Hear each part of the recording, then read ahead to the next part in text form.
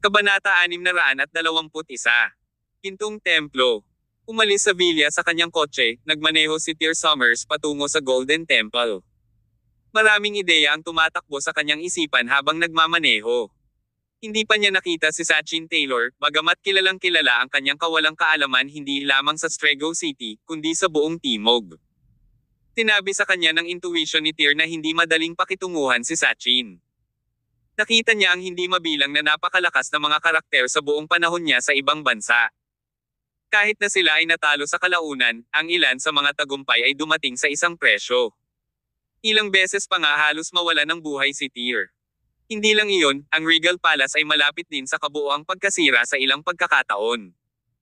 Muling lumitaw ngayon ang parehong pakiramdam na naramdaman niya noon, isang pangamba sa malakas na kalaban na malapit na niyang kaharipan.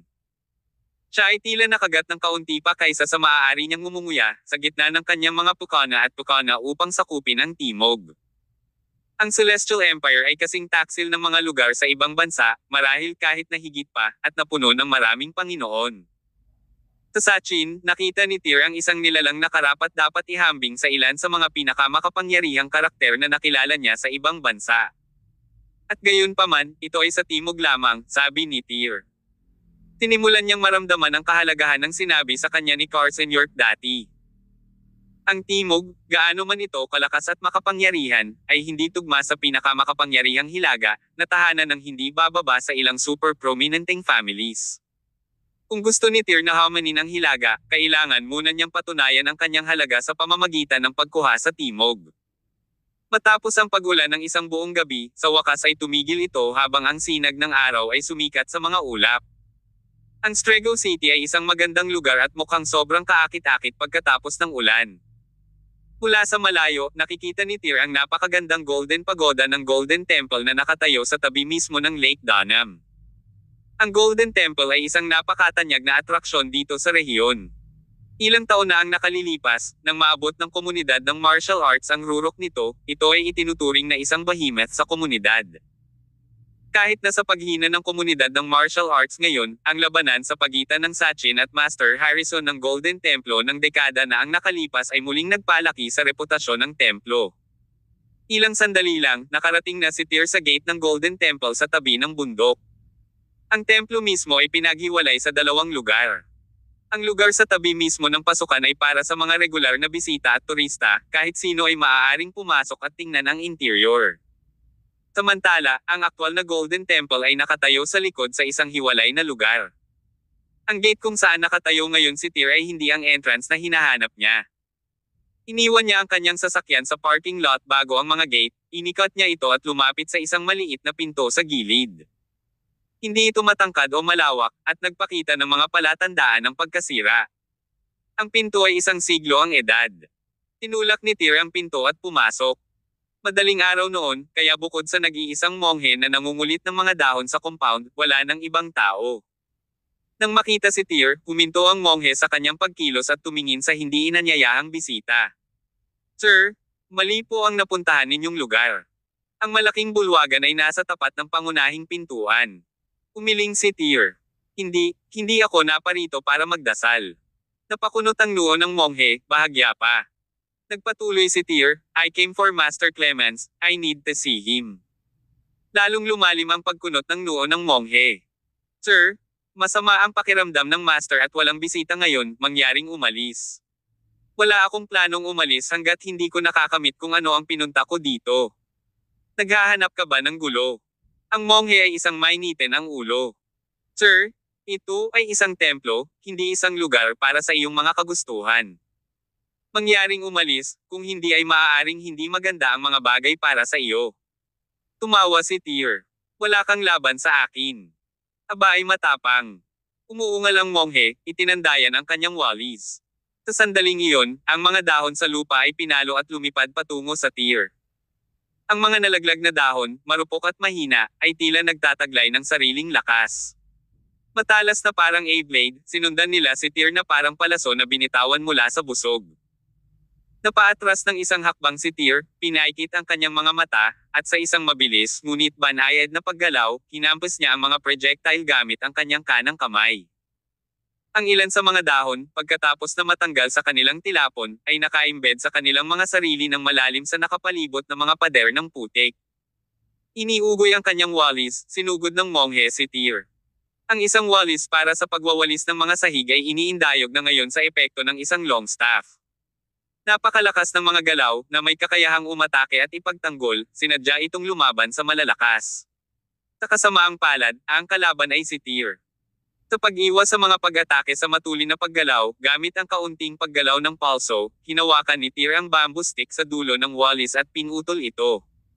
Hinampis niya ang patpat sa palso ng monghe. Napasigaw ang monghe sa sakit ng bitawan niya ang walis mula sa kanyang pagkakahawak. Hinawakan ni Tyr ang walis at inindayog ito. Malakas na tumama ang walis sa dibdib ng monghe, matinding sakit lang ang naramdaman niya. Sino? Ikaw? Tanong ng monghe, nakatingin sa sakit. Ilang taon na ang nakalipas mula nang makita ng Golden Temple ang isang malakas na karakter sa bakuran ng templo nito. Hindi sumagot si Tyr habang binitawan niya ang mga armas sa kanyang mga kamay. Umunat ang noo ng monghe at agad na tumayo, nagbabalak na muling mag-atake. Stop it! Let Tyr Summers in, umugong ang malalim na boses mula sa likuran. Si Master Clemens iyon. Tyr Summers. Napatulala ang monghe, ikaw ang nakatalo sa amo.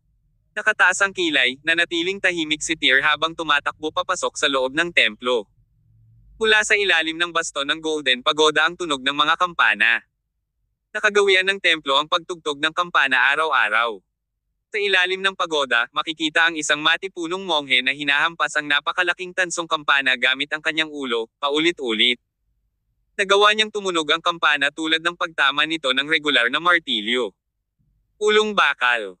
Mamantong hininga si Tyr. May bulong-bulungan na maraming martial arts form sa Celestial Empire ang naging isang bagay na palabas lang. Gayunpaman, hindi nawala ang tunay na martial arts. Nawala lang ito sa ingay ng modernisasyon at globalisasyon. Sa tabi ng kampana ay nakaupo si Master Clemens. Ang labanan sa Lake Tai ay ilang araw lamang ang nakalipas, at siya ay nagtamo ng malubhang pinsala noon. Bagaman, wala tungkol sa kanya ngayon ang nagmungkahi na. Maraming paraan ng panggagamot at pagpapagaling na napabalitang nawala sa komunidad ng martial arts ay tila umiiral din. Kabanata 622. Lumagpak sa gintong pagoda. Naglakad si Tyr Summers patungo kay Master Clemens at umupo sa tapat niya. Ang monghe ay hindi tumigil sa pagpindot sa kampana gamit ang kanyang ulo. Si Clemens ay may dalang mga kwintas sa kanyang kamay, at isa-isang kinakalikot ang mga kwintas. Nasaan si Sachin Taylor? Tanong ni Tyr, diretso sa punto. Ayaw niyang magpatalo sa paligid. Hindi siya Buddhist, kaya hindi siya sanay sa kapaligiran. Sa totoo lang, hindi maganda ang pakiramdam ni Tyr dito. Itinuro ni Clemens ang Golden Pagoda sa tabi niya at sinabing, sa ilalim ng Golden Pagoda. Mula noong sinaunang panahon, mayroong isang alamat sa Strego City na pinipigilan ng austere tower ang 1,000 taong gulang na puting ahas na nagngangalang Agnes White. Pero hindi inasahan ni Tyr na tinatago pala talaga ng Golden Pagoda si Sachin. Ibinaling ni Tyr ang kanyang ulo upang tingnan ang Golden Pagoda. Siyam na palapag ang taas nito, at ang bawat antas ay inukitan ng mga pattern ng Budista. Lumikha ito ng impresyon na parang ang mga makakapal na ukit na iyon ay lumikha ng isang porma sayon upang sugpuin ang demonyo sa ilalim ng Golden Pagoda. So, totoo na nandito siya, sabi ni Tyr na binawi ang tingin. Anong klaseng tao siya? Si Clemens ay nagbigay ng simple at diretsyong sagot, isang demonyo. Nagpatuloy siya, 1 dekada na ang nakalilipas, lumabas si Sachin nang wala sa oras at gumawa ng pangalan para sa kanyang sarili sa lungsod ng Strego. Kasunod nito, nanguna siya sa lungsod ng may ganap na puwersa. Siya ay isang agresibo na gumamit ng lahat ng paraan upang ilantad ang lihim na lipunan ng komunidad ng martial arts sa ilalim ng modernong lungsod. Hindi siya nagdalawang isip na lipulin ang mga pamilya o angkan upang pilitin ang ilang mga Panginoon ng labanan na lumabas mula sa pagtatago upang labanan siya. Noon, ang buong timog ay nababalot ng takot. Hindi mabilang na mga Panginoon ng labanan ang namatay sa kanyang mga kamay. Siya ay isang tunay na dyablo na nagpasindek sa buong timog. Bahagyang naningkit ang kanyang mga mata, sinabi ni Tyr, mula noong sinaunang panahon, mas gusto ng mga taong nagsasanay ng martial arts na isulong ang kanilang sarili sa lahat ng uri ng hamon at labanan. Mula sa sinabi mo, ang taong ito ay nasaroon ng loob ng mahabang panahon. Masasabi mo yan. Tumango si Clemens. Pagkatapos noon, ang buong Southern Martial Arts Society ay natakot kay Sachin. Ang aking kapatid na lalaki, si Master Harrison, ay walang pagpipilian kundi ang kumilos at labanan si Sachin sa Lake Tai. Nakasalalay sa labanan ang kapalaran ng buong Southern Martial Arts Society. Nakipagpustahan si Kuya kay Sachin. Kung nanalo si Sachin, magpapakamatay si Kuya, at pararangalan si Sachin ng buong Southern Martial Arts Society. Ngunit, kung nanalo si Kuya, si Sachin ay kusang pumasok sa Golden Pagoda at susupilan sa loob ng 10 taon. Dapat niyang tanggapin ang tulong ng Buddha upang linisin ang kanyang nagngangalit na kaluluwa. At pagkatapos, tanong ni Tyr, paano nga ba ito natapos? Mukhang nanalo si Kuya sa laban na iyon, ngunit sa ibabaw lang, sagot ni Clemens. Paano kaya? Nakipaglaban si Kuya para sa buong timog. Inilagay niya ang kanyang buhay sa linya. Sa huli, natalo si Sachin sa isang makitid na margin. Ngunit ang totoo, hindi alam ni Sachin na handa na si Kuya at determinadong mamatay. Kaya naman, hindi siya lumaban para sa kanyang buhay at natalo sa labanan. Matapos talunin ni Kuya si Sachin at nagtagumpay na ipadala siya sa Golden Pagoda, namatay siya kinabukasan dahil sa mortal na sugat. That was what I meant by Sachin only lost on the surface. Si Kuya ang natalo, kasi buhay pa si Sachin ngayon, pero ang kapatid ko ay napunta na sa langit. Don't you think so? Totoo naman, sabi ni Tyr. Itinaas ang kanyang baba gamit ang isang kamay, muling ibinaling ni Tyr ang kanyang tingin sa Golden Pagoda. Kahit papaano, isang malabong ilusyon ang lumitaw sa kanyang mga mata. Na parang nakakita siya ng ilang hindi banal na aura na naglalabas mula sa ilalim, ang Golden Pagoda ay pumupuno sa hangin. Ang aura ay tumalon patungo sa tuktok ng pagoda at kalaunan ay nag-convert sa isang higanting simbolo ng bungo. Yung 10-year limit, kailan mag-e-expire? Tanong ni Tyr. Sa 7 araw pa, sagot ni Clemens. So soon. No wonder never lumaban ng lantaran ang Great Sky Group, dahil malapit na ang oras. Ano ang relasyon ng grupong iyon kay Sachin? Umiling si Clemens at sinabing, 10 taon na ang nakalipas, sumikat si Sachin na umaasa lamang sa kanyang prestihiyo, hindi sa isang organisasyon. Gayunpaman, nabalitaan ko na nag-ampon siya ng ilang mga anak na lalaki. Kung kailangan kong ilagay ito ng eksakto, ang relasyon sa pagitan ng Great Sky Group at Sachin ay posibleng dahil sa pagiging anak ni Sky Sullivan kay Sachin. Tumayo si Tyr at tamad na iniunat ang likod. Pagkatapos ay tumalikod siya at naglakad patungo sa Golden Pagoda. Pupuntahan ko siya. Tumibok ang puso ni Master Clemens, at mabangis siyang tumayo. Ang monghe doon, na patuloy pa rin sa pagpindot sa kampana, ay agad ding huminto sa kanyang mga galaw. Tumalon siya sa harap ni Tyr para harangin ang daraanan niya. Please stay. Ang Golden Pagoda ay isang ipinagbabawal na lugar sa Golden Temple.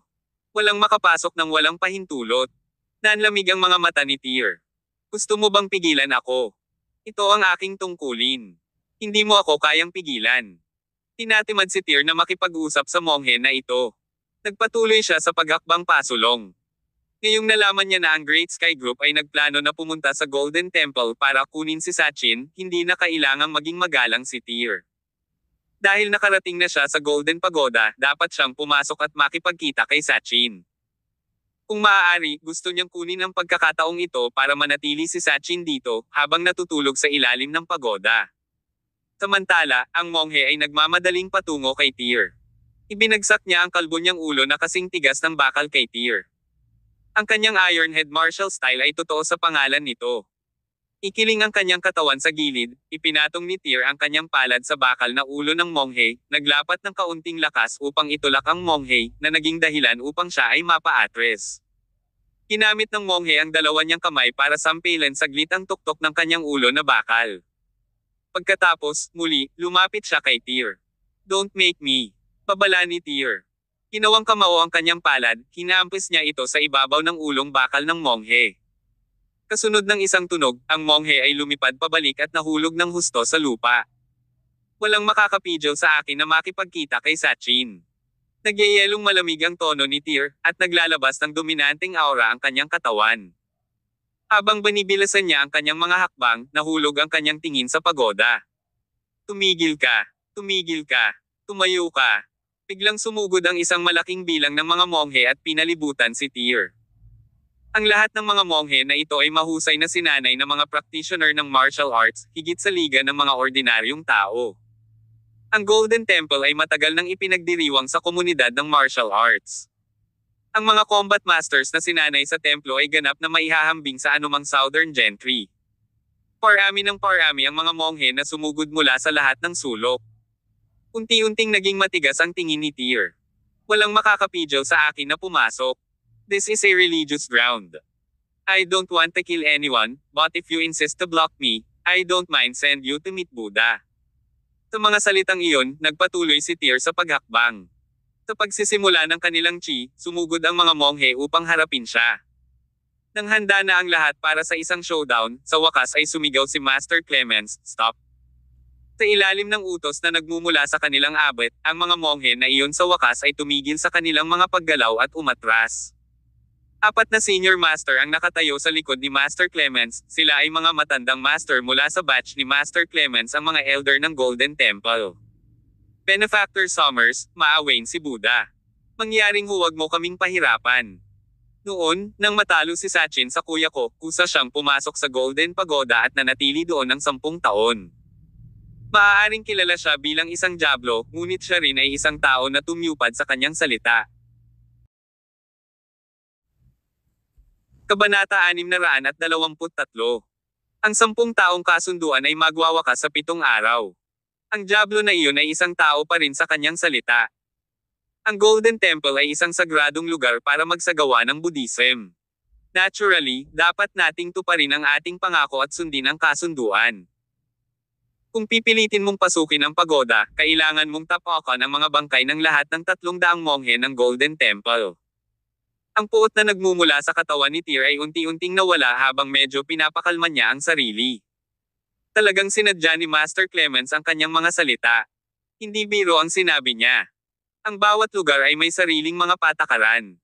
Kung pinilit ni Tyr Summers na dumaan, wala sa mga monghe ang atres. Higit pa rito, bagaman makapangyarihan si Tyr, siya ay hindi maalis ang lahat ng 300 monghe.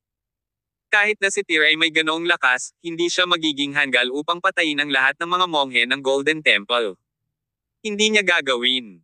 Bakit sobrang seryoso? Biglang tumawa si Tyr. Nagbibiro lang ako sa inyo. Pati si Tyr ay napahiya. The 10-year agreement will expire in 7 more days. Sachin Taylor will no longer have anything to do with the Golden Temple as long as he walk out of the Golden Pagoda, right? Tanong ni Tyr. Sumagot si Clemens, kapag lumabas na si Sachin sa Golden Pagoda, bilang abot ng Golden Temple, personal ko siyang sasamahan palabas ng templo. Hanggat ang kanyang 2 paa ay nasa labas ng gate ng templo, lahat ng nangyayari sa labas ay walang kinalaman at kasama ako. Uminto si Clemens ng 2 segundo bago nagpatuloy, Benefactor Summers, hindi lang ikaw ang nagnanais ng buhay ni Sachin sa loob ng 7 araw. Mangyaring maghintay ng ilang araw pa. Hindi lang ako. Nagulat si Tyr, pero agad ding natauhan. Upang ilagay ito sa pananaw, 10 taon na ang nakalilipas, pinatay ng demonyong iyon ang napakaraming martial arts masters sa Timog. Upang pilitin ang mga Panginoong iyon na makipag-away sa kanya, nagbanta pa siyang lilipulin ang kanilang mga pamilya. Ngayong matatapos na ang 10 taong kasunduan, maraming tao ang gustong maghayganti sa kanya.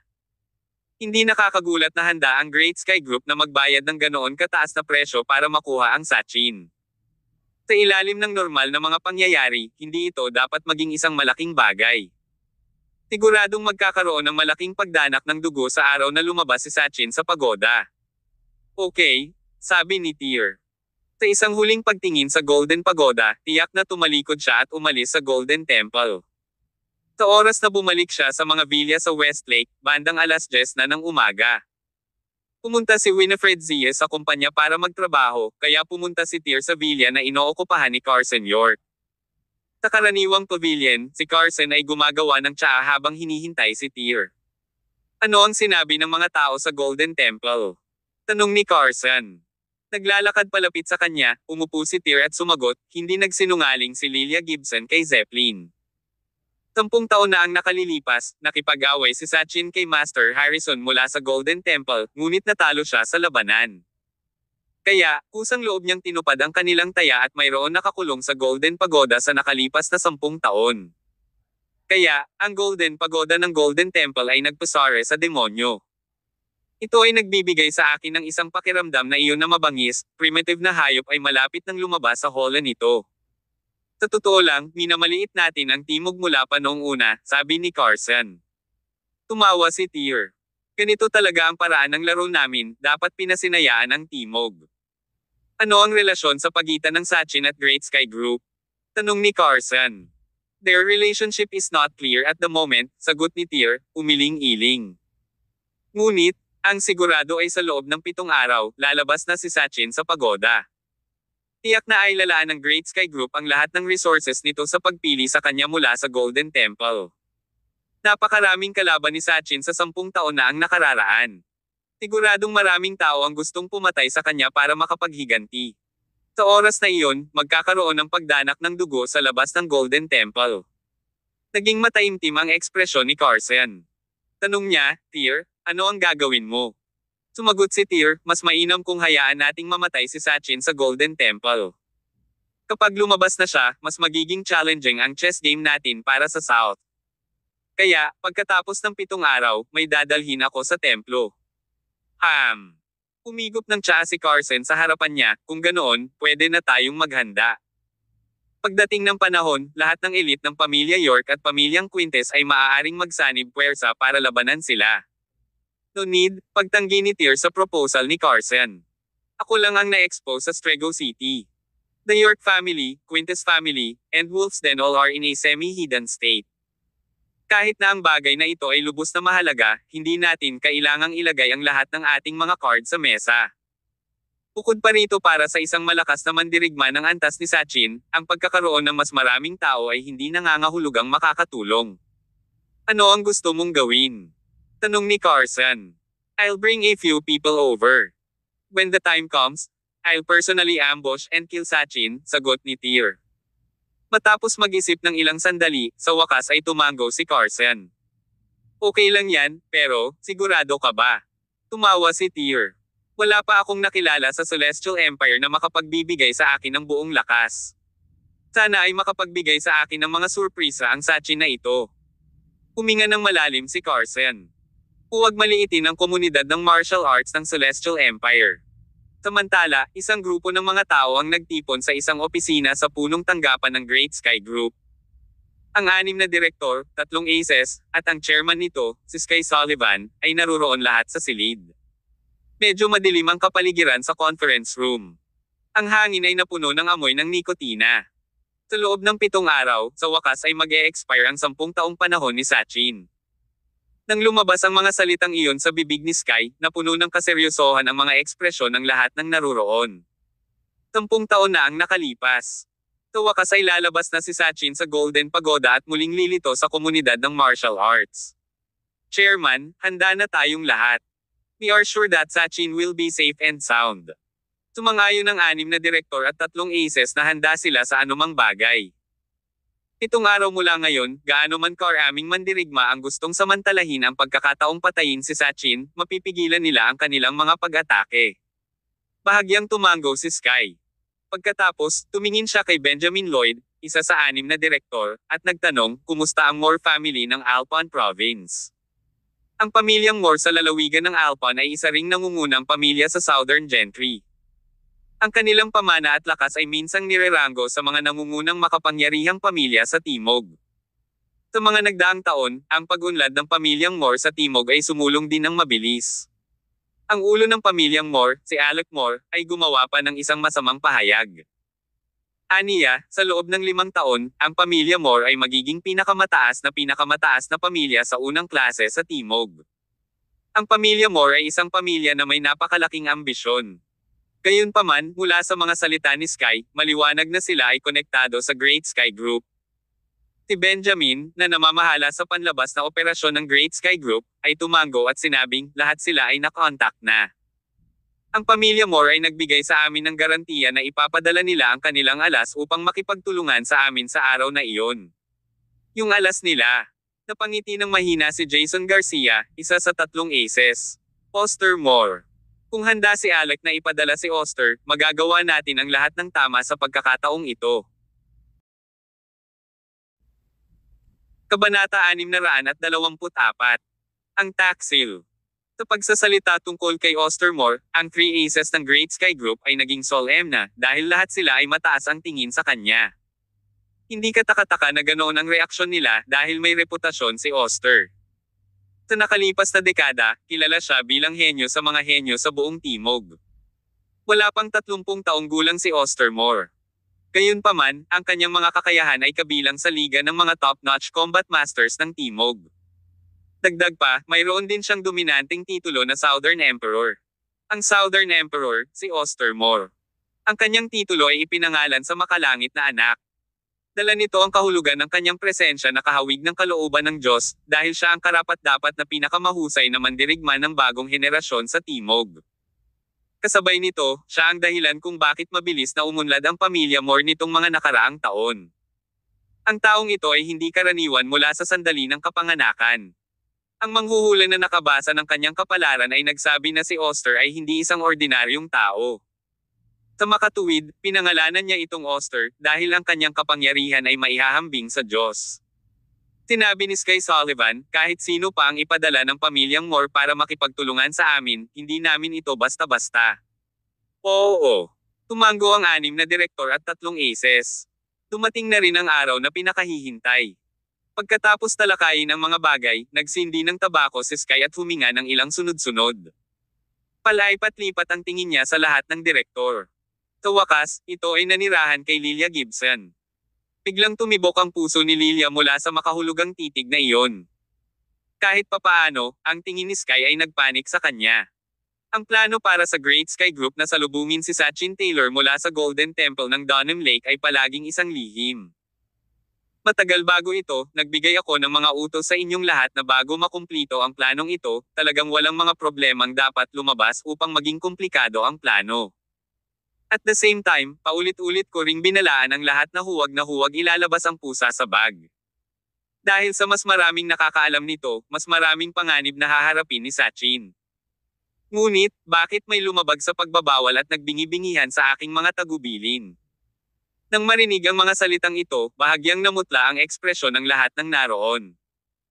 Si Elias Sullivan, na nilagyan na ng prosthetic na kamay, ang unang nagsabi, "Kuya, wala akong kasalanan sa naunang insidenteng iyon. Ngayon na ang insidenteng iyon ay naging bagong pahina, hindi mo na dapat banggitin ito muli." "Shut up!" Saway ni Sky. "Hindi ko iyon tinutukoy." Pagkatapos ay binuksan ni Sky ang isang projector sa likod ng silid, at na-play ang isang video. Marahas na lumubog ang puso ng lahat habang pinapanood ito. Ang footage ay nagpakita kay Tyr Summers na pumunta sa Golden Temple at sinusubukang pumasok sa Golden Pagoda. Anong nangyayari dito? Si Elias ang unang tumayo na may galit na mukha. Ano ba ang nangyayari? Hindi ba't siya rin ang Tyr na tumalo kay Master Clement sa Lake Tai? Bakit bigla siyang pumunta sa Golden Temple para puwersahang pasukin ang Golden Pagoda? Baka si Master Clements ang nagsabi sa kanya tungkol kay Sachin. Nagmumura, nagpatuloy si Elias, "Brother, ang abot ng Golden Temple ay hindi tumupad sa kanyang salita. Dapat nating dalhin ang ating mga tauhan upang patayin ang buong Golden Temple ngayon." Minsan, kahit si Sky ay nahirapan tumayo nitong kapatid niyang tulala. Ibinagsak ang remote control sa kanang kamay sa ulo ni Elias, galit niyang sinabi, "Maaari mo bang gamitin ang iyong utak? Kung si Master Clements ang nagsiwalat ng bagay na ito kay Tyr, bakit niya gagamitin ang lahat ng lakas niya para pigilan si Tyr na pagpasok sa Golden Pagoda?" "Totoo yun," Elias murmured. "Medyo bastos si Tyr. Sa tingin ba niya ay dahil lang sa natalo niya si Master Clements, maaari siyang maging karibal ni Sachin? Maswerte siya at pinigilan siya ni Master Clements na pumasok. Kung hindi, hindi na siya makakalabas muli." "Hindi yun ang punto," bulalas ni Sky. Napakunot naman ng kilay si Jason Garcia, na nasa gilid. "Tama na." Tumango si Sky. Sa kalagitnaan ng pag-uusap nila ni Master Clements, binanggit ni Tyr ang relasyon ng Great Sky Group namin at Sachin. Kinailangan ng isa na humanga sa kapangyarihan ng intelligence network ng Great Sky Group. Hindi nakapagtataka na may impormante sila sa Golden Temple. Tutal nakakulong pa rin si Sachin sa pagoda. Kailangan nila ng impormante para malaman ang kanyang katayuan sa lahat ng oras. Gayunpaman, hindi kapanipaniwala na ang impormante na ito ay maaaring aktwal na makunan ang pag-uusap ni Tyr at Master Clements. Ibig sabihin, may nag-advance ng balita tungkol kay Sachin kay Tyr. At ang impormasyong iyon ay alam lang nating lahat na naruroon dito. Ibig sabihin may isang traidor sa atin. Nang lumabas sa bibig ni Jason ang mga ganoong salita, ang kapaligiran sa silid ay naging kakaibang panlulumo. Nagkatinginan ng grupo ng mga tao. Natarante ang ilan sa kanila dahil hindi sila naniniwala na may lalabas na traidor sa 3 Aces at 6 na direktor ng Great Sky Group. Ngunit, ilang tao na ang may sagot sa kanilang puso. Nakaupo sa may bintana si Lilia na may hawak na sigarilyo. Walang emosyon ang mukha niya. Samantala, sabay na napatingin sa kanya sina Jason at Sky. Sumunod, si Dinyang, na matagal nang hindi nagsasalita, ay biglang bumuka ang kanyang bibig at sinabing, "Kagabi, pumunta ako sa Tempest Pavilion. Matagal akong nag-isip, ngunit hindi pa rin maalala ng utak ko ang alaala, patungkol kay Zeppelin Wayne. Yet, my intuition told me that he will become a significant opponent in my life. But because of our plan to welcome Sachin in 7 days, hindi ako nagpakita sa kanya. Pinagmasdan ko lang siya mula sa malayo." Sa puntong ito, tumigil si Dean sa pag-elaborate. Alam ng lahat kung ano ang ipinahihiwatig niya sa ilalim ng mga salitang iyon. Hindi na niya kailangan pang sabihin.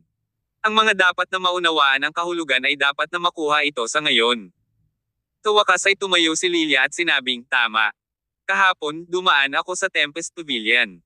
So, ikaw ang traidor." Sabay tumayo si Elias. His emotions were agitated.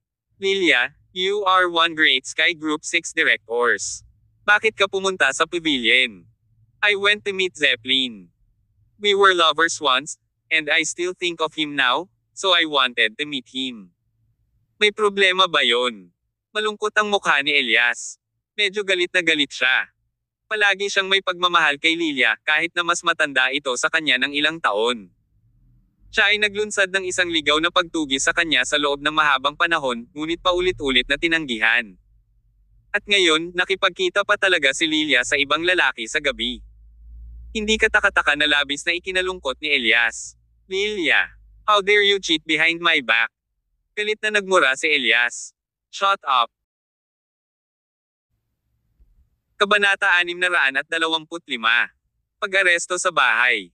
Malamig na pinandilatan si Elias, si Lilia ay sumagot sa malamig na boses, "Ano ang relasyon ko sa iyo? Bakit kailangan ko ng pahintulot mo para gawin ang anumang bagay o makita ang sinuman?" Hindi nakaimik si Elias. Sa katunayan, ang kanyang damdamin para kay Lilia ay isang panig, lahat ito ay pagnanasa sa kanyang panig. Hindi pa siya nangako na magiging kanya, kaya sino siya para tanungin siya? "Lilia, masakit sa pandinig ko ang mga salita mo. Balang araw, makukuha kita," sabi ni Elias. "Shut up!" Bulalas ni Sky. Namumukod-tangi ang mga asul na ugat sa mga templo ni Sky. Walang paabi, sinipa niya si Elias sa sofa sa harap ng lahat. Sunod, tumingin siya kay Lilia at sinabing, "I need an explanation from you." Dahan-daw ang kinuha ni Lilia ang sigarilyo sa kanyang kamay. "True blue will never stain. Kung talagang pinaghihinalaan mo akong traidor, you can do whatever you want to me now." Totoong-totoo na si Lilia ang nagsabi kay Zeppelin Wayne tungkol sa plano ng Great Sky Group na bawiin si Sachin mula sa Golden Temple ng Dunham Lake. Ngunit, pinalaki ni Sky ang bagay na iyon sa pamamagitan ng pagtawag sa kanya bilang isang taksil. Hindi ito ginawa ni Lilia para ipagkanulo ang Great Sky Group. Gusto lang niyang ipaalam kay Zeppelin na ang kanyang panig ay hindi katugma sa Great Sky Group, at gusto niyang makaalis sila sa Strego City sa lalong madaling panahon. Ngunit, hindi niya inasahan na si Tyr Summers, kung saan ang party na kinabibilangan ni Zeppelin, ay magiging matapang. Ngayon, hindi lamang nabigo ang pagtatangka ni Lilia na umalis sa lungsod, nag-backfire pa ito, na naging dahilan upang subukan ni Tyr na pumasok sa Golden Pagoda. Ang mga pangyayaring ito ay hindi inaasahan ni Lilia. At kahit na nasaksihan ni Dean ang pakikipagkita niya kay Zeppelin sa Tempest Pavilion, hindi niya intensyon na ipaliwanag ang sarili. Hindi siya hanggal para aminin na inihayag niya ang impormasyon kay Zeppelin. Anyway, ngayon lang siya pinaghihinalaan ni Sky at ng iba pa. Walang anumang matibay na katibayan na siya ay nagtaksil sa kanila. At kung walang konkretong ebidensya, hindi sila maglalakas loob na hawakan siya. Dahil sa espesyal na katayuan ni Lilia, walang sinuman sa kanila ang maglalakas loob na magpatong lamang ng kanilang mga kamay sa kanya. Lilia, ikaw ba ang nagsiwalat ng plano nating kunin ang Sachin mula sa Golden Temple kay Zeppelin?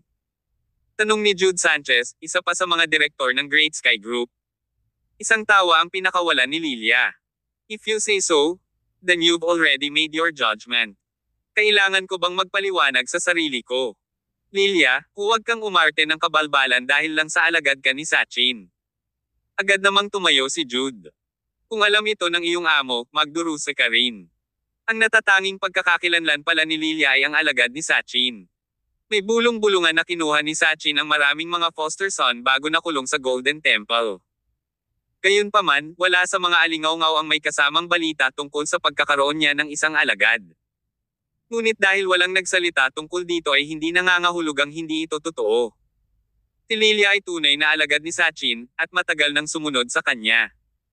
Kung ikukumpara kay Sky at sa iba pa, mas matagal na niyang kilala si Sachin. Dahil dito, kilalang-kilala niya ang kanyang amo.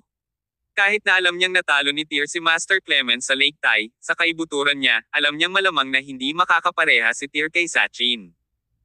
Kaya naman hinimok niya si Zeppelin na umalis sa Strego City at itigil ang pagnanasa tungkol sa pakikipaglaban sa Great Sky Group o Sachin. Sa palagay ni Lilia, walang sino man sa buong timog ng Celestial Empire ang makakalaban sa Sachin.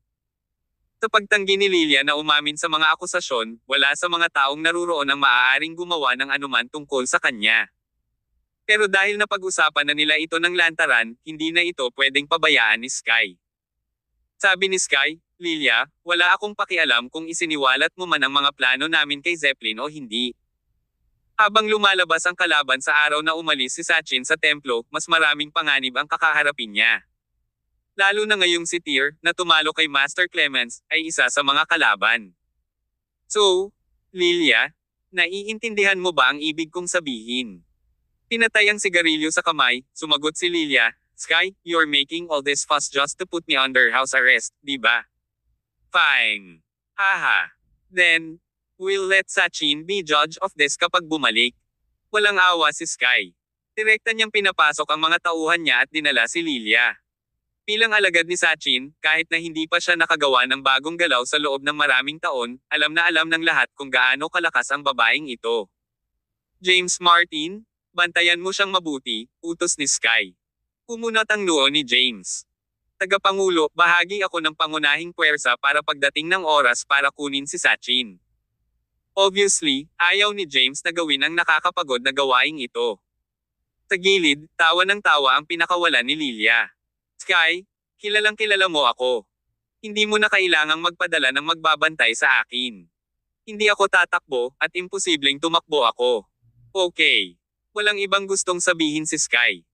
Tumawag siya at dalawang mandirigma na nakaitim na damit ang pumasok mula sa labas ng pinto at dinala si Lilia. Mukhang pinagplanuhan ito ni Sky. Lumabas si Lilia sa conference room kasama ang dalawang nakaitim na manlalaban na sumusunod sa kanya. Napakalungkot ng ekspresyon niya nang lumabas siya ng kwarto. Sky, ikaw ang alaga ni Sachin, samantalang ako ay alagad niya. Ang dahilan kung bakit mo ako isinailalim sa house arrest ay hindi dahil sa isiniwalat ko ang plano natin sa isang tagalabas, nag-aalala ka lang na maaga ko ang iyong utang sa harap ng Sachin, hindi ba? Sa hating gabi, sa bodega ng Autumn Field Group sa mga suburb. Isang alulong ng lobo ang umalangaw-ngaw sa kalangitan sa gabi. Ang interior ng bodega ay ganap na nabago sa parehong disenyo ng Wolf's Den sa Con City. Sa loob ng bodega, isang grupo ng mga miyembro ng Wolf's Den ay, gaya ng dati, desperadong sinusubukang isulong ang kanilang mga sarili.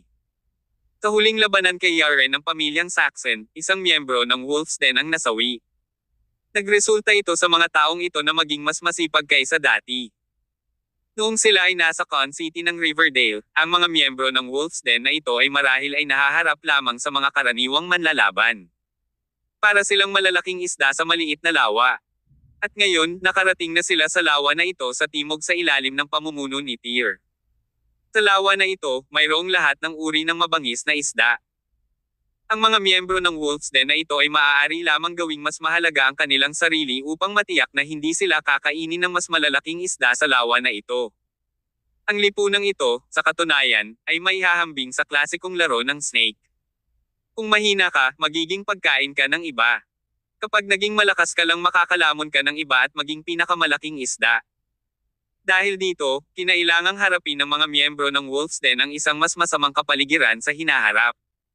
Malamang na marami pang miyembro nila ang mamamatay sa hinaharap.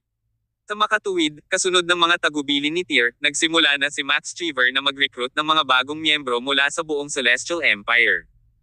Matagumpay siyang nakakuha ng ilang bagong recruit sa panahong ito. Ngayon, kasama si Torbert Octavius, ang Wolves Den ay may kabuuang 28 miyembro. Kabanata 626. Kung kailangan, I'll team up with you. Nagmaneho si Tyr Summers papunta sa bodega. Pagkabukas ng pinto ay pumasok siya. Nang makita siyang pumasok, lahat ng mga miyembro ng Wolves Den na nasa kalagitnaan ng pagsasanay ay tumigil sa kanilang mga galaw at lumapit upang batiin siya. Pero pinigilan sila ni Tyr, senyales na ituloy na nila ang kanilang ginagawa. Pagkatapos, naglakad si Tyr sa isang hilera ng mga itinapon na gulong sa sulok ng bodega. Torbert Octavius ay ang kanyang karaniwang sarili. Nakahiga siya sa ibabaw ng mga gulong, mahimbing na natutulog. Lumapit si Tyr sa kanya at malamig na sinunggaban ng kamao ang ulo ni Torbert. Sa pag-iwas sa suntok na nakapikit, nagising si Torbert at nagunat. Ginagawa mo ito tuwing pupunta ka. Hindi mo ba kayang sumubok ng bago at magarbo? Sabi ni Torbert kay Tyr na may bahid ng iritasyon sa tono. Tumawa si Tyr. Lagi kasi akong mausisa sa estilo mong martial arts na ito. Tutal ipinasa naman sa iyo ng ating amo. Noon, ipinasa ni Master sa akin ang kanyang martial arts movements at medical skills para matawag ko ang sarili kong hari sa ibang bansa.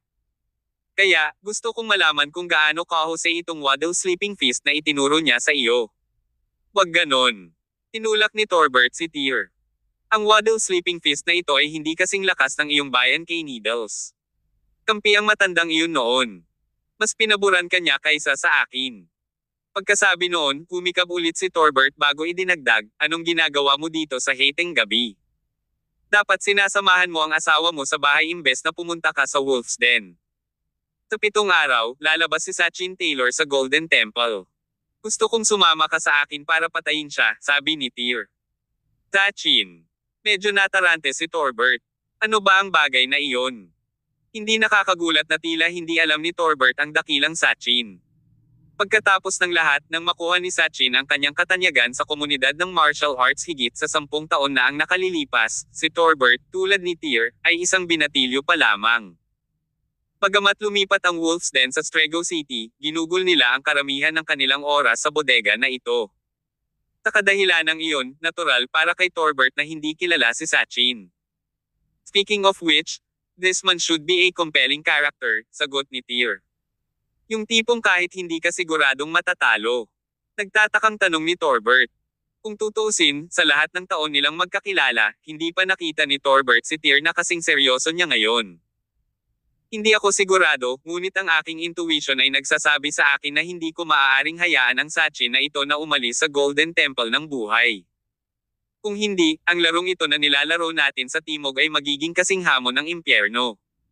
Bukod dito, maaari tayong matalo. Sabi ni Tyr. Okay. Sa harap ng mga cardinal na tanong ng tama at mali, si Torbert ay palaging seryoso at maalab. Kung kinakailangan, kaya kitang team up. Ma'am. Tumango si Tyr, pagkatapos ay binigyan niya ng 2 tapik ang balikat ni Torbert. Pagdating ng oras, dalhin mo ang top 10 nanograms Wolves Den kasama mo. Sige. Hindi nagtagal si Tyr. Matapos ipaliwanag ang lahat ng ito, diretso siyang lumabas ng bodega.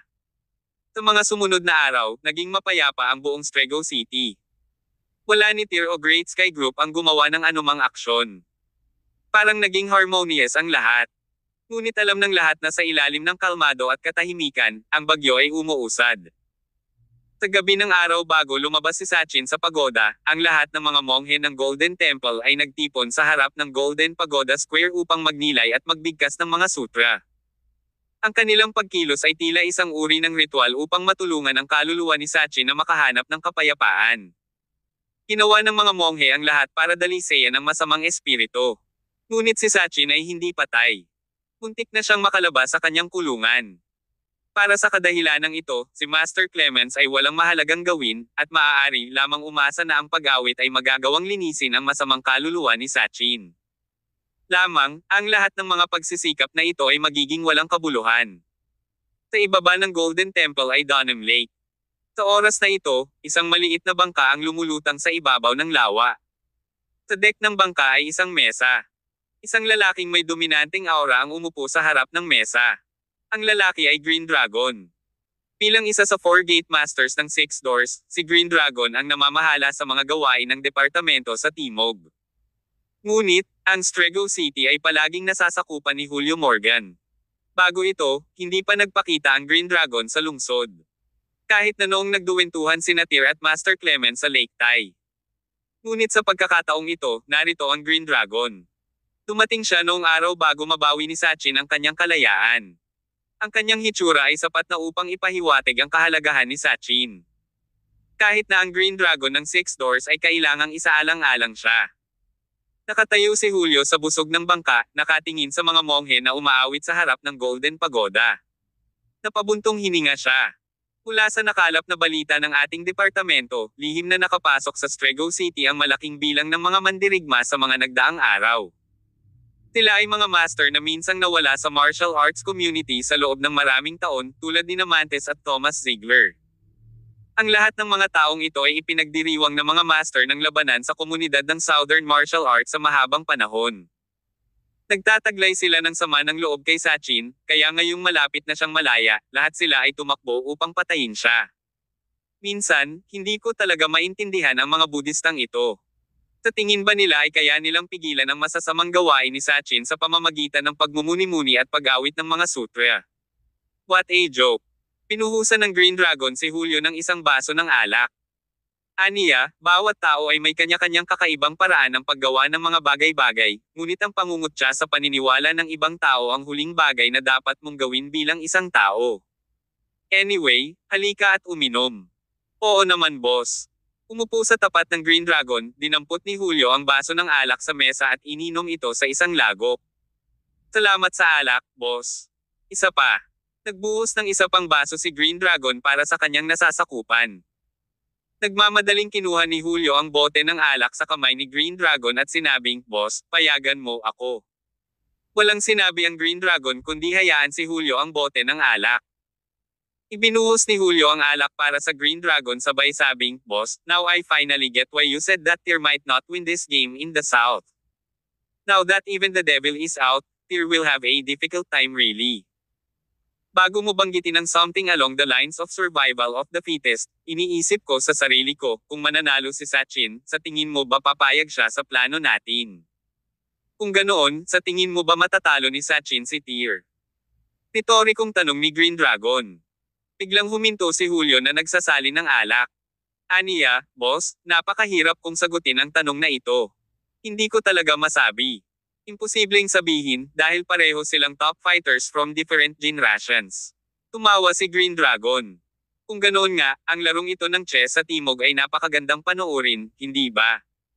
Tumayo ang Green Dragon at naglakad papunta sa busog ng bangka, tinitigan niya ang Golden Pagoda. Hindi naman ito kalayuan. Naaninag din niya si Sachin, na nakaupo sa loob ng Golden Pagoda at nakatingin sa kanya mula sa malayo. Tumayo si Julio at sumunod sa likod ng Green Dragon. Boss, may isang bagay na hindi ko masyadong naiintindihan. Sige po. Sabi ni Julio, bagaman makapangyarihan itong si Sachin, mag-isa lang siya. Bukod dito, ang komunidad ng martial arts ngayon ay hindi na katulad ng 100 taon na ang nakalilipas. Kahit gaano kalakas si Sachin, isa lang siyang tao. Kumbaga, gustong-gusto ng Great Sky Group na dominahin ang buong Southern Martial Arts community. Kung ganoon, hindi naman nila kailangan mag-effort para lang makuha si Sachin, di ba? Kabanata 627. Buksan ang pagoda. Kahit patay na si Sachin Taylor, first-rate tribe pa rin ang Great Sky, sabi ni Julio. Gayunpaman, umiling ang Green Dragon. Tunay na ang Sachin lamang ay hindi makakapagpabago sa istruktura ng buong rehiyon ng Southern. Ngunit kailangan mong maunawaan kung ano ang paniniwala. Paniniwala. Natahimik si Julio Morgan.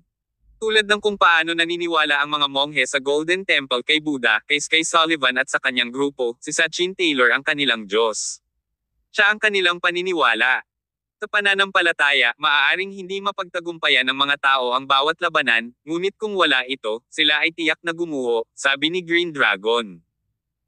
Dito, mariing tinapot niya si Julio sa kanyang balikat at makahulugang sinabi, "Binata, marami ka pang dapat matutunan." Pagkasabi noon, dinampot ni Green Dragon ang bote ng alak sa mesa at ibinuhos ang laman sa bibig niya. Inihagis ang bote sa tubig ng lawa sa unahan, ipinikit niya ang kanyang mga mata sa Golden Temple. 10 taon na ang nakalipas, Sachin. Inaasahan ko talaga ang iyong pagbabalik. Kinaumagahan, bago pa man lumiwanag ang langit, ang paradahan sa harap ng punong tanggapan ng Great Sky Group ay napuno ng mahigit 10 mamahaling sasakyan. Bago tumayo ang bawat isa ng ilang matipunong lalaki na nakasuot ng itim na suit at nakasuot ng salaming pang-araw. Ang mga taong ito ang pinakamalakas na manlalaban sa Great Sky Group. Bilang karagdagan, ang 3 aces at 6 na direktor ng tribo ay nagtipon din dito. Mula kalahating taon na ang nakalipas, huminto ang Great Sky Group sa pagpapalawak ng kanilang impluwensya sa labas at itinigil ang karamihan sa mga negosyong pagmamay-ari nila. Higit pa rito, naglabas si Sky Sullivan ng utos na walang sino man ang magdudulot ng anumang salungatan sa panahong ito. Lahat ng iyon ay para sa araw na ito. Para sa kapakanan ng pagtanggap sa Sachin Taylor pabalik. Ang Great Sky Group ay magsasakripisyo ng anuman. Dahil alam ng lahat na sa sandaling bumalik si Sachin, ang anumang nawala sa grupo ay madaling makuha sa maikling panahon. Pumasok ka. Sa pagsunod sa utos ni Sky, ang halos daang eksperto na nakuha ng kumpanya ay pumasok sa sasakyan. Pagkatapos, bumubuo ng isang tuwid na linya, ang mga sasakyan ay nagsimulang magmaneho patungo sa Golden Temple habang ang mga unang sinag ng liwanag ay sumisikat sa mga lupain. Sa loob ng sasakyan, patuloy na iniikot ni Sky ang 2 steel orb sa kanyang mga kamay. Seryoso ang kanyang ekspresyon, na ang kanyang mga mata ay nagpapakita ng humigit kumulang 30% ng pananabik at ang natitirang 70% ay pagkabalisa. Noon, ang dahilan kung bakit patuloy na pinatay at sinira ni Sachin ang kanyang kompetisyon sa komunidad ng Southern Martial Arts ay hindi dahil gusto niya maging numero 1 sa rehiyon. Ambisyoso ang lalaki. Ang kanyang tunay na layunin ay upang hubugin ang kanyang tribo sa isang super first-rate na tribo tulad ng isa sa Hilaga. Si Sky ay alaga ni Sachin. Sa lahat ng mga taon na ito, naging acting chairman lang siya ng Great Sky Group. Sa aktwal na katotohanan, si Sachin ang tunay na pinuno ng Great Sky Group. Pagkaraan ng 10 taon, matagal nang nasanay si Sky sa kanyang posisyon bilang chairman ng Great Sky Group, na dating pinakamakapangyarihan sa kanilang lahat. Ngunit ngayong babalik na si Sachin, si Sky ay ibababa sa pagiging pangalawa sa pinakamakapangyarihan, kaya nagsimula siyang mag-isip. Gayunpaman, ito ay isa lamang na isip. Nang bumubula ang ideyang ito sa puso ni Sky, agad niya itong pinigilan dahil hindi siya nangahas na ipagpatuloy ang pagbuo ng paniwala. Si Sachin Taylor ay sa wakas ay nakalabas na sa pag-iisa.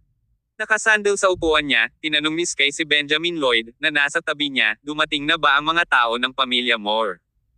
Nandyan sila, sagot ni Benjamin. Makikipagkita sila sa atin sa Golden Temple. Sino ang nangunguna sa kanila? Foster Moore. Tumigil si Sky sa pag-ikot ng mga steel orb sa kanyang kamay habang nagliliwanag ang kanyang mga mata. Ang fleet ay binubuo ng halos 20 sasakyan. Buti na lang at maaga pa sa labas at walang masyadong tao sa kalsada.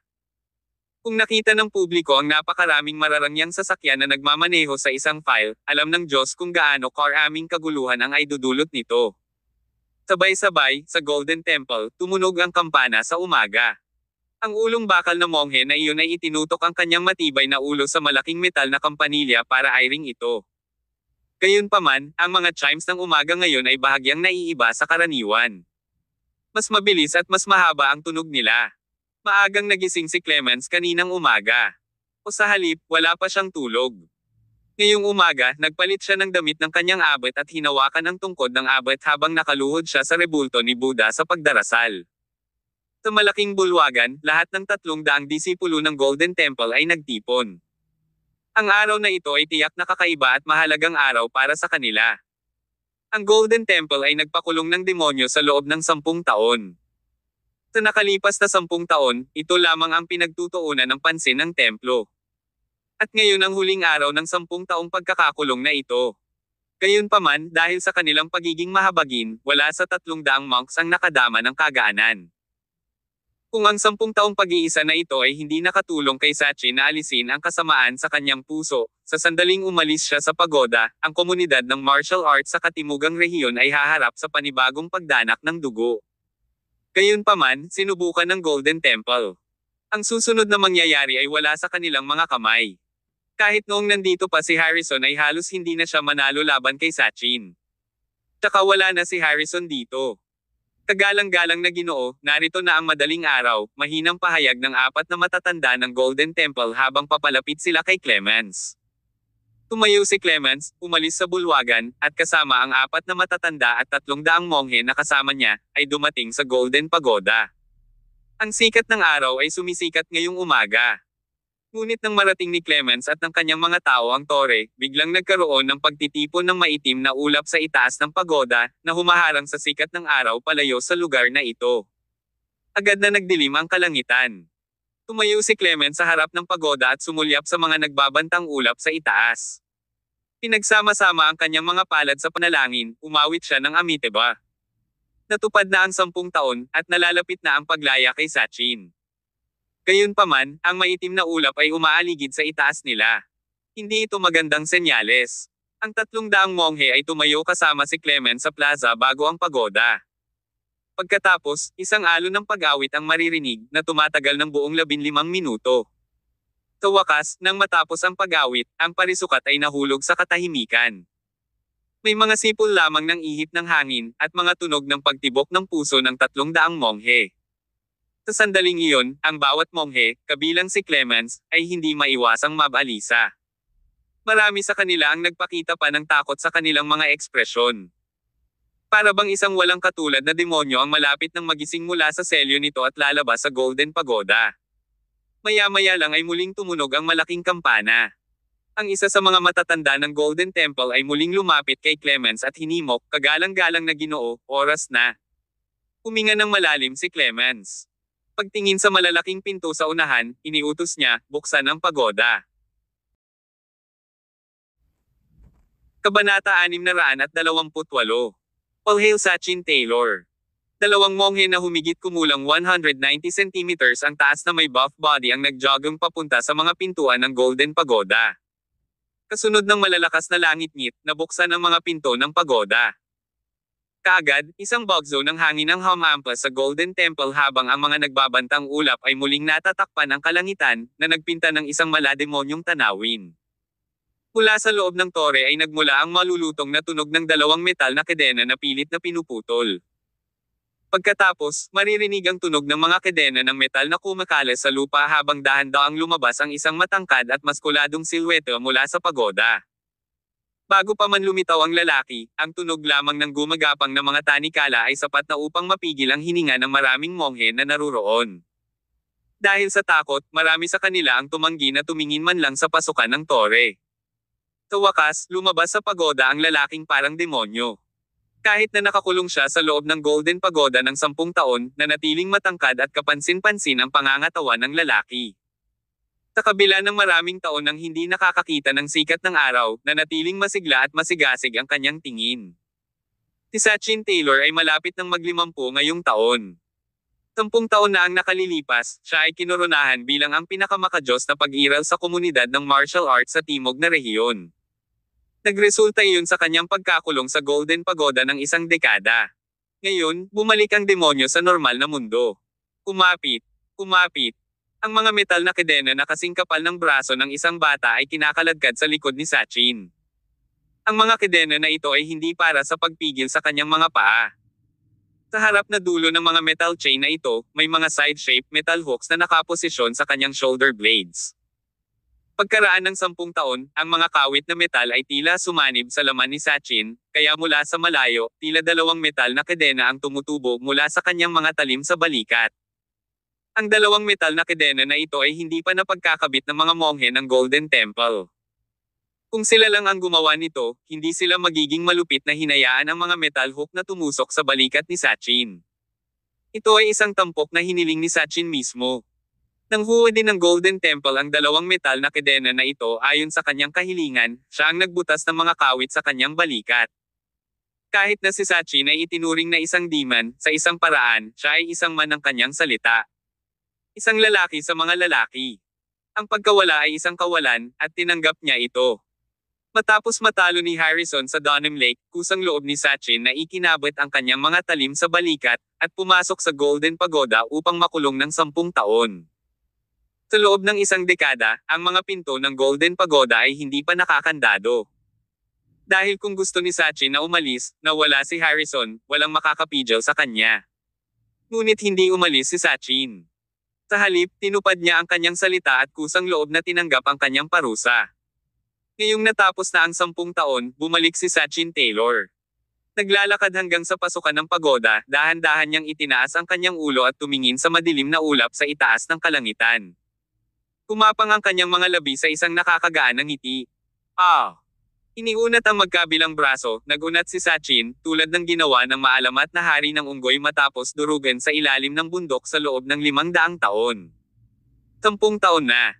Sa wakas, libre ko na. Nagkaroon ng paputok na dagindong at ang buong Golden Temple ay nanginig sa ilalim ng dominanteng boses ni Sachin. Sa unahan, ang 300 monghe ay nanginginig sa loob. Masyadong nakakatakot ang lalaking ito. Ang kanyang dagindong ay tila niyanig ang langit, at ang mga maitim na ulap sa itaas ay agad na naghiwa-hiwalay upang bigyang daan ang sinag ng sikat ng araw na liwanagan ang pagkatao ni Sachin.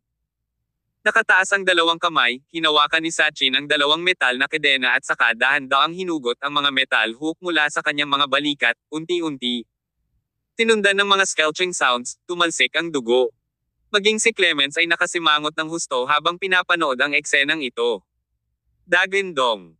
Nagkaroon ng isa pang dagindong na nakakatatak sa tenga. Pilit na hinugot ang magkabilang kawit sa katawan ni Sachin bago ito inihagis sa lupa. Pumulwak ang dugo na nagkulayan ng pulang-pula sa itaas na bahagi ng katawan niya. Gayunpaman, walang bahid ng sakit sa kanyang ekspresyon na para bang walang sakit na nerbiyos ang lalaki. Paghakbang pasulong, nagsimulang maglakad si Sachin. Ang 300 monghe ay umatras lahat upang bumuo ng landas para sa kanya. Si Clemens, na nakasuot ng damit ng abet, ay lumapit kay Sachin na magkadikit ang mga palad. Pagkatapos batiin si Sachin ng isang amiteba, sinabi ni Clemens, "Mr. Taylor, ngayong umalis ka na sa pagoda, umaasa kaming iiwan mo ang iyong mga araw ng pagpatay at shot it, ma'am. You're not qualified to preach to me," Sachin simply interrupted Clemens. "Payag akong makulong sa Golden Pagoda na ito ng 10 taon dahil natalo ako kay Harrison. Ngayong tapos na ang 10 taon. Wala na akong kinalaman sa Golden Temple."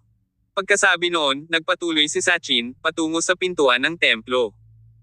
Ang lahat ng 300 monghe ay nagpipigil ng hininga, hindi nang ahas na huminga man lang ng napakalakas. Samantala, naghihintay na ang sasakyan sa labas ng Golden Temple. Bukas ang mga pintuan ng mga sasakyan, halos 100 tao ang nakapila sa labas nila, naghihintay sa paglabas ni Sachin. Sa wakas, bumukas ang mga pintuan ng templo, at si Sachin, na basang-basa pa rin ng dugo ang dibdib, ay dahan-daang lumabas kasama ang mga matatanda sa templo. "Ninong!" Excited na tawag ni Sky. Sa likod ng 3 aces at 6 na direktor, binilisan niya si Sachin.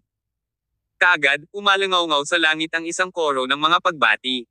"Congratulations, Godfather, sa paglisan mo sa pagoda. Congratulations, Sachin Taylor, sa pag-alis sa pagoda." Nang mapansin ni Sky ang dumudugong balikat ni Sachin, mariin itong sumimangot at nag-apoy sa galit. "Anong ginawa niyo mga monghe? How dare you?" Sigaw niya. Tila ipinagpalagay niya na ang kasalukuyang kalagayan ni Sachin ay dulot ng mga monghe ng Golden Temple. Nakahanda pa nga siyang ipag-utos ang demolisyon ng templo. Pero, pinigilan siya ni Sachin. "Shut up! Walang kinalaman ang mga sugat ko sa Golden Temple. Uuwi na tayo." Sabay tango ni Sky. Dahil nagsalita na si Sachin, hindi na siya naglakas loob na magsalita pa. Inutusan ni Sky ang kanyang mga tauhan na buksan ang isa sa mga pintuan ng sasakyan at pumasok pagkatapos ni Sachin. Pagkatapos nito, bumalik ang lahat sa kani-kanilang sasakyan. Humandar ang mga sasakyan at bumalik ang fleet sa pinanggalingan nito, na iwan ang Golden Temple. Sa loob ng sasakyan, mukhang kinakabahan si Sky habang nakaupo sa tabi ni Sachin, habang ang huli ay mukhang walang pakialam, pinag-aaralan ang tanawin sa labas. Pagkaraan ng 10 taon na hindi nasalayan ang liwanag ng araw, ang mundo ay naging hindi pamilyar na lugar kung ihahambing sa kanyang selda ng tore. Parang curious si Sachin sa lahat ng nasa labas. Masyado nang nagbago ang mundo, komento niya habang nakatingin sa mga gusali sa paligid. 10 taon na halaga ng pagbabago ay talagang napakahusay, ngunit ang mga ambisyon ni Sachin ay hindi kailanman nag-alinlangan. Godfather, okay na ba ang injury mo? Masyado akong naging pabaya para hindi ako magdala ng doktor, sabi ni Sky. Ngumiti ng mahina si Sachin. Ang maliit na pinsalang ito ay hindi karapat-dapat na banggitin. Ngunit upang makagawa ng mabilis at ganap na paggaling, kailangan kong makuha ang Golden Creation Elixir na naiwan ng pamilya Blythe. Sa pamamagitan lamang nito ay maibabalik ko ang aking pinakadakilang anyo. Kabanata 629. Midway Interception. Ang siglong gulang na Blythe Pharmacy sa Strego City. Natigilan si Sky Sullivan.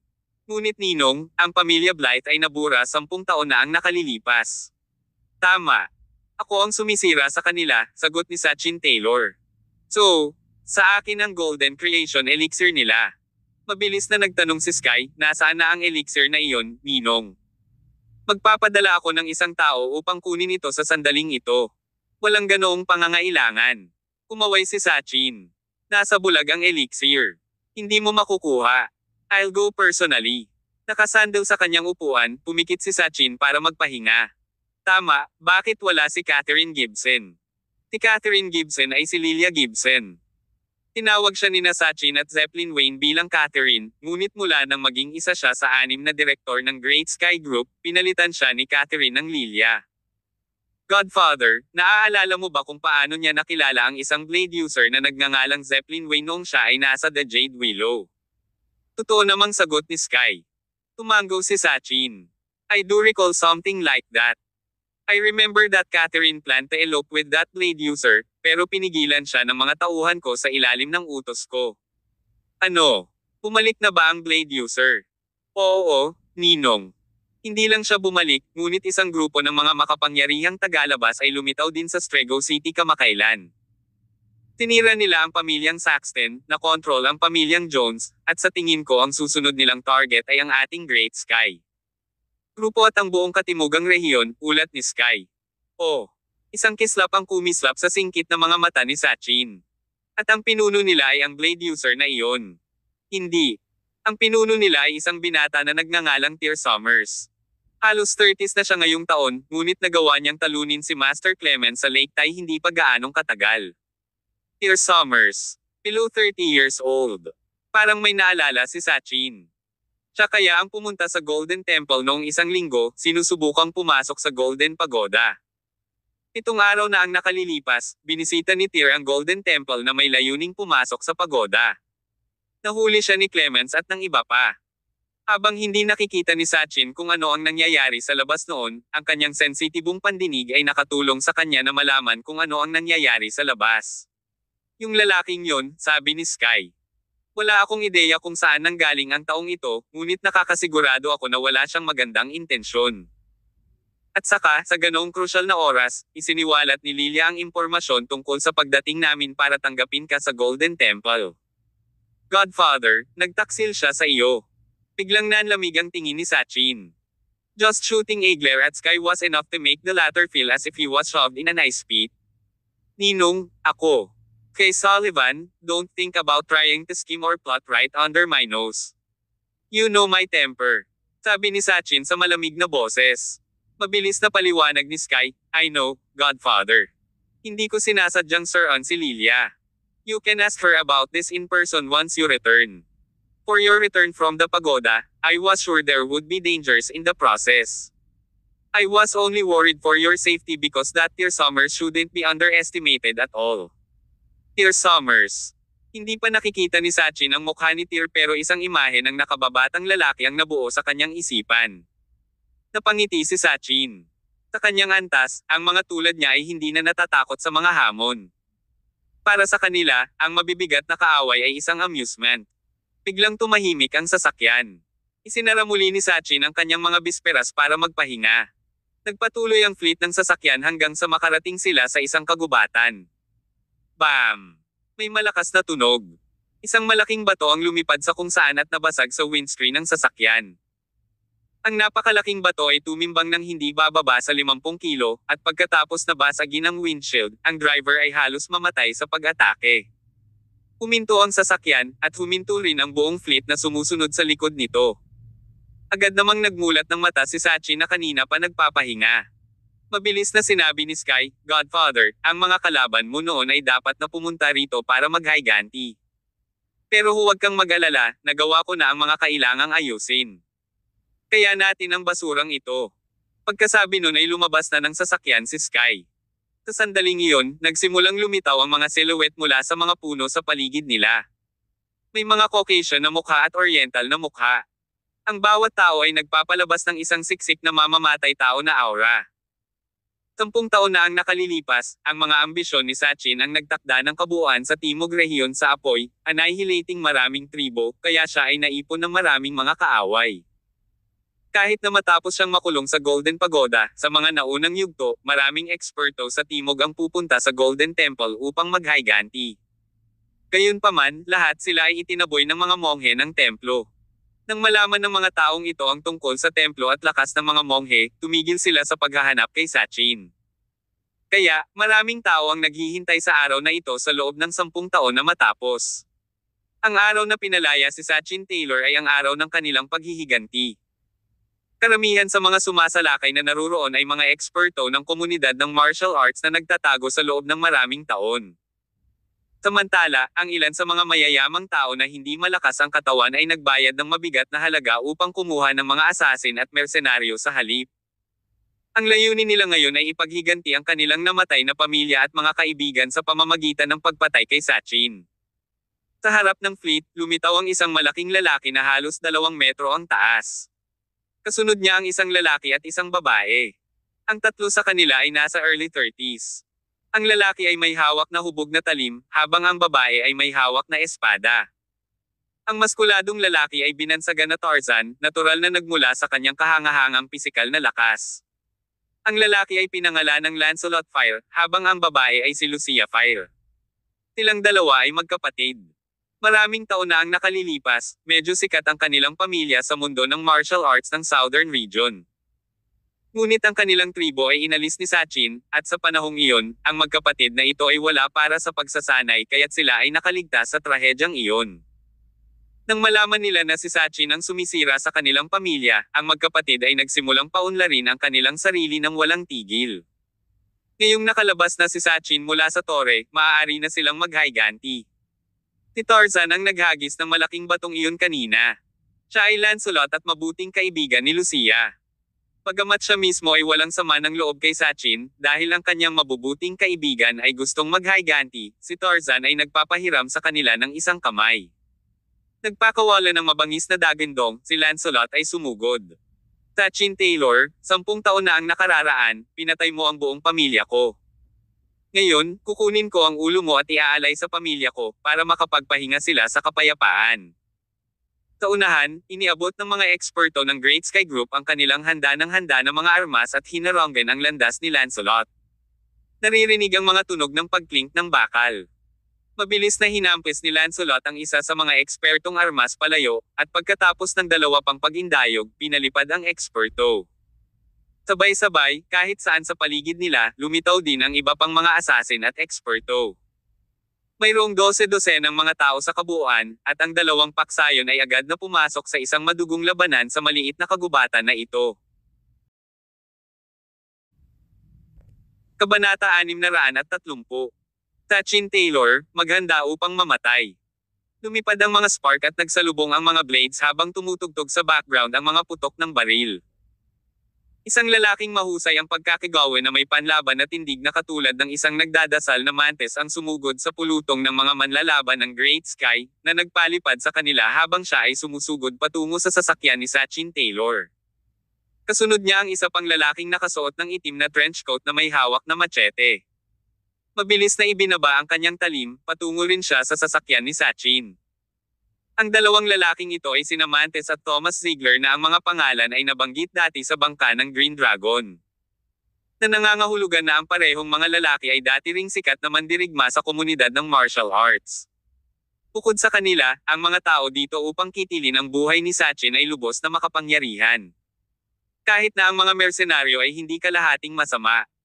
Ang karamihan ng halos 200 tao ay sumabog sa isang labanan sa maliit na kagubatan na ito. Umalangaw-ngaw sa himpapawid ang mga hiyawan at napuno ng hangin ang mga mamamatay tao na aura. Ang eksena ay isang madugong gulo. Gayunpaman, gaano man karaming mga eksperto ang dumating upang patayin si Sachin, handa ang grupo ni Sky Sullivan na pabagsakin sila.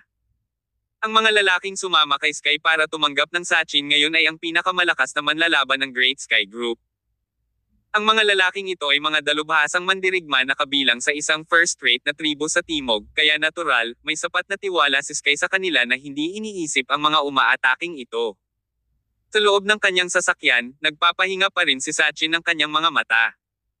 Sa kabila ng napakaraming tao na sumusunod sa kanya, tila siya ang pinaka-relax sa lahat ng naruroon.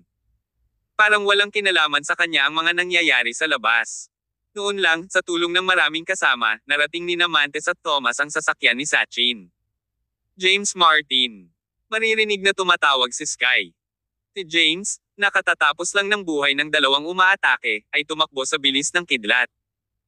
Bago mo ilagay ang isang daliri kay Sachin Taylor, kailangan mong dumaan sa akin, anunsyo ni James habang nakatayo siya sa harap ng sasakyan, binabantayan ang sasakyan na parang siya ang Diyos ng digmaan.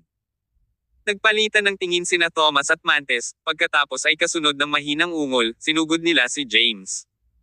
Kahit dalawa laban sa isa, hindi nagpakita ng senyales ng pagkatalo si James. Gaya ng inaasahan sa isa sa tatlong aces ng Great Sky Group, hindi dapat baliwalain ang kanyang husay sa pakikipaglaban. Ibinato ni Thomas ang kanyang napakatalim na talim sa kanya, ngunit sa halip ay nahawakan ito ni James. Nakaramdam ng panginginig, hindi sinasadyang sinubukan ni Thomas na bawiin ang kanyang machete, ngunit nagulat siya nang makitang mahigpit na nakahawak ang kanyang talam. Hindi na niya ito mabawi. Pagkatapos nito, maririnig ang tunog ng pag-iingay ng bakal. Gamit ang lakas ng kanyang malakas na lakas, naputol na lang ni James ang talim ni Thomas sa dalawa. Paano ito posible? Napabuntong hininga si Thomas. Bago pa man siya makapag-react ay sinuntok na ni James ang kanyang dibdib. Ang hindi masusukat na brutal na suntok na iyon ay nagpabalik kay Thomas. Habang nakikipaglaban si James kay Thomas, mabilis na umikot si Mantes sa kanila at nakarating sa sasakyan ng Sachin. Sachin Taylor, maghanda kang mamatay, anunsyo niya. Inihanda ang kanyang Mantes punch, madaling nabasag ni Mantes ang windshield ng sasakyan bago iniabot ang kanyang kamay sa kotse, inabot si Sachin. Ang Mantes ay itinuturing na isa sa mga eksperto sa martial arts community. Kakaalis lang ni Sachin sa Golden Pagoda at hinugot ang dalawang metal hook mula sa kanyang balikat, kaya medyo nasugatan siya. Sa ilalim ng normal na mga pangyayari, imposible para kay Sachin na magkaroon ng anumang lakas na natitira, kaya tiwala si Mantes sa kanyang kakayahang patayin siya sa panahong ito. Gayunpaman, sa sandaling inabot ni Mantes ang isang kamay sa loob, si Sachin, na nagpapahinga, ay biglang nagmulat ng kanyang mga mata. Nakikita niyang casual na itinataas ang kanyang kamay para hawakan ang mga daliri ni Mantes. Isang malakas na alon ng enerhiya ang kumalat mula sa palad ni Mantes hanggang sa kanyang balikat, na para siyang tinamaan ng kuryente. Kasunod ng ilang kaluskos, naramdaman ni Mantes na nabasag ang bawat buto sa kanyang buong braso. Paano? Posible ba ito? Tumanggi si Mantes na paniwalaan ito. Hindi ba nasaktan ng husto si Sachin? Bakit naging malakas pa rin siya? Sa puntong ito, wala nang pakialam si Mantes. Nagpakawala ng isang paputok na dagandong, binuksan niya ang pinto ng sasakyan gamit ang kanyang kabilang braso, handang sugurin si Sachin. Sachin Taylor, pumunta ka sa impyerno. Boom! May malakas na ingay mula sa loob ng sasakyan, at pagkatapos, makikitang lumilipad palabas si Mantes na parang saranggola na walang tali. Sa hangin, dagwang gulo ang dibdib ni Mantes, na para bang ilang beses na siyang namartilyo ng marahas na bakal ng martilyo. Dugo at dumudugo mula sa bawat labasan, bago pa man siya bumagsak sa lupa, binawian ng buhay si Mantes. Ang eksenang ito ay nasaksihan ng marami sa mga umaatake sa paligid, at kaagad, medyo marami sa kanila ang bumuhos sa malamig na pawis. Ano ang nangyayari? Si Mantes ay naging isang kilalang-kilalang mandirigma sa komunidad ng martial arts sa pinakamatagal na panahon. Paano siya napatay ng ganoon kadali? Si Sachin Taylor ang nakaupo sa loob ng kotseng iyon, ngunit hindi ba siya nasugatan ng husto? Paano pa siya naging napakalakas? Maraming tao ang nagsimulang mag-alinlangan. Sa katunayan, marami sa kanila ang natakot kay Sachin 10 taon na ang nakararaan. Sa kanyang paglaya mula sa tore, nais nilang samantalahin ang pagkakataong ito habang siya ay nanghihina upang tapusin siya. Ngunit sino ang nakakaalam na pagkatapos ng 10 taon, hindi lamang si Sachin ay nanatiling palaboy, ngunit siya ay lumakas din. Nang makita ito, nanlaki ang mga mata ni Thomas. Sa ikalawang pagkatulala niya, sinuntok ni James ang ulo niya. Malabo na marinig ng isa ang mga tunog ng pag-crack ng bungo ni Thomas nang matamaan siya. Dumaloy ang dugo mula sa kanyang ilong at bibig, at pagkatapos, napaluhod si Thomas ng may malakas na kalabog. Sabay-sabay, sa kabilang panig, maraming mga asasin ang nagsisikap na makalapit sa sasakyan.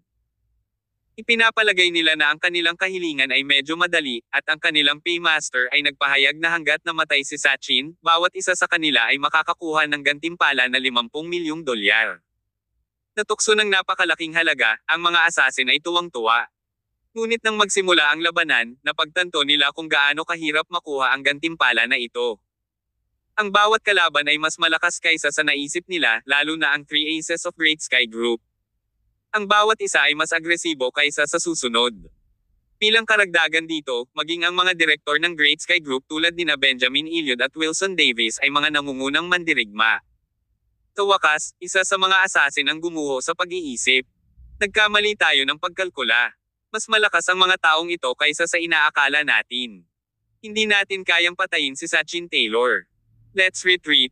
Wala silang sama ng loob kay Sachin, at kahit para sa pera, kailangan nilang mabuhay para gastusin ito. Ngayong naligay sa panganib ang kanilang buhay dahil sa misyon, maraming mga asasin ang handang umatras. Gayunpaman, ang mga asasin na ito ay napaatras pa lamang ng ilang hakbang ng isang lalaking nakasuot ng mahabang damit at may hawak na mahabang espada ang hamarang sa kanila.